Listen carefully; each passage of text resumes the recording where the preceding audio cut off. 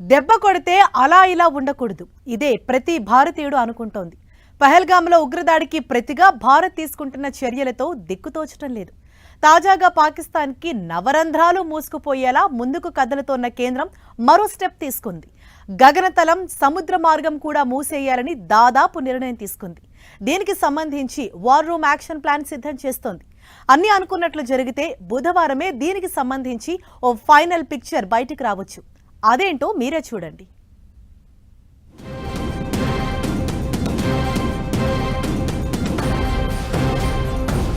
పాకిస్తాన్ కి ఇక ఆకాశంలో సముద్రంలోనూ మైండ్ బ్లాకే.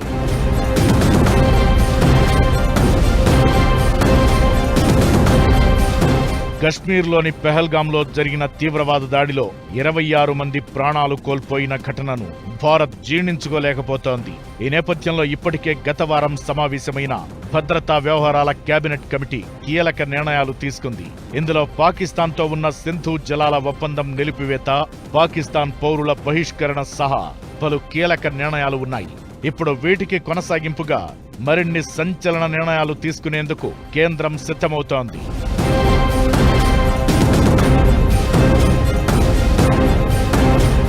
గత వారంలో తీసుకున్న నిర్ణయాల ఫలితాలు ఎలా ఉన్నాయనే విషయంపై బుధవారం జరిగే రెండో భేటీలో విశ్లేషించే అవకాశముంది. పాకిస్తాన్ను అన్ని కోణాల నుంచి అష్టదిగ్బంధనం చేయడంపై చర్చిస్తారని తెలుస్తోంది. అంతర్జాతీయ వేదికలపై పాకిస్తాన్ నిజ స్వరూపాన్ని బట్టబయలు చేసే దిశగా ఇందులో నిర్ణయాలు ఉంటాయని సమాచారం.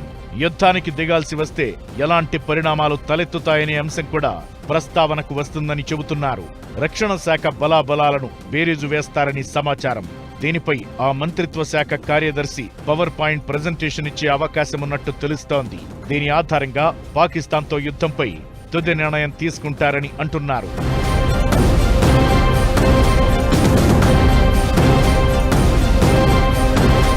ప్రధాని మోదీ నేతృత్వంలో భద్రతా వ్యవహారాల కేబినెట్ కమిటీ పాకిస్తాన్పై తీసుకోవాల్సిన మరిన్ని చర్యలపై చర్చించబోతోంది. ఇందులో పాకిస్తాన్ విమానాలకు మన గగనతలం మూసివేయడంతో పాటు భారత తీరంలోని పోర్టులకు ఆ దేశ నౌకల రాకపోకలపై పూర్తి స్థాయిలో నిషేధం విధించడం వంటివి ఉన్నాయి.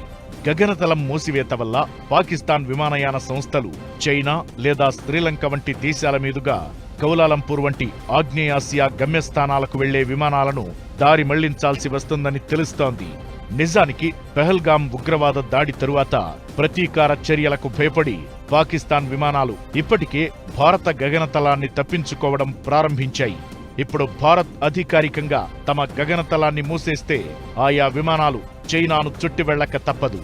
మరోవైపు పాకిస్తాన్ ఇప్పటికే తమ గగనతలాన్ని భారత విమానాలు రాకుండా మూసేసింది. దీంతో భారత విమానాలు కూడా చుట్టూ తిరిగి వెళ్లక తప్పడం లేదు. ఇప్పుడు దీనికి కౌంటర్గా భారత్ తమ గగనతలం మూసివేయనుంది. దీంతో పాటు మరికొన్ని కీలక నిర్ణయాల్ని కేంద్ర భద్రతా వ్యవహారాల కేబినెట్ కమిటీ తీసుకోబోతోంది.